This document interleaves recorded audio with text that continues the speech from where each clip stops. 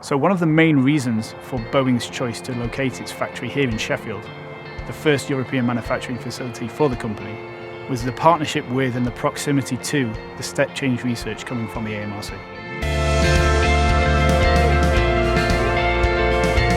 So Boeing's relationship with the AMRC goes back 20 years to the very beginning. It's a relationship we're really proud of. And over that time we've developed a lot of projects and research and technology together that has culminated in an ability to in-source from a low-cost supply chain and build parts in-house for Boeing for the first time in a generation. So there are three key reasons that Boeing chose to locate the factory here in Sheffield.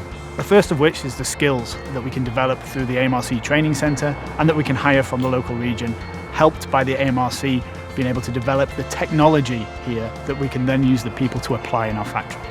The third reason would be the access to the partnership network, so we can build those connections and those integrations with the supply chain, and the AMRC is a place that we can bring all of that together to develop a solution before we put it onto our shop floor.